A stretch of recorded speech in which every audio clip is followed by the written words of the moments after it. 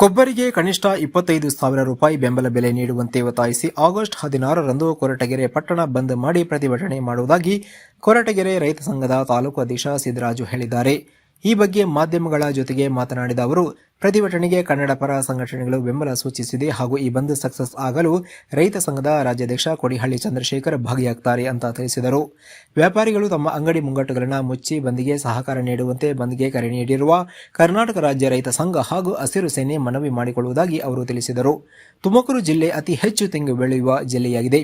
ಆದರೆ 18,000 ರೂಪಾಯಿಗೆ ಮಾರಾಟ ಆಗ್ತಿದ್ದ ಕೊಬ್ಬರಿ ಬೆಲೆ ಇದೀಗ 7,500 ರೂಪಾಯಿಗೆ ಕುಸಿದಿದೆ. ನಫೆಡ್ನಲ್ಲಿ ಕೊಬ್ಬರಿ ಖರೀದಿ ಪ್ರಕ್ರಿಯೆ ಸ್ಥಗಿತಗೊಂಡಿದೆ.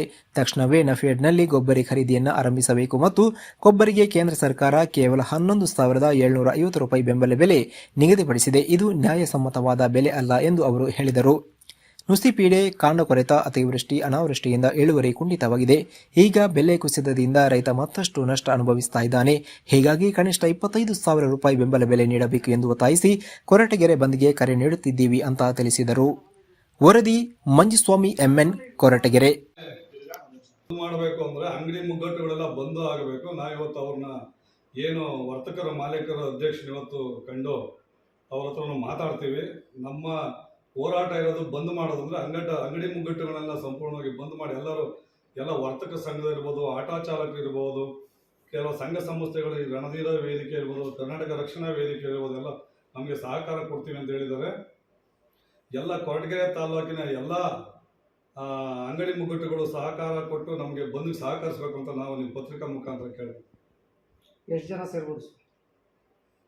ನಾವು ಕನಿಷ್ಠ ಒಂದು 2,000 ಜನ ಇದು ಮಾಡಿದ್ದೀವಿ, ನೋಡ್ಬೇಕು.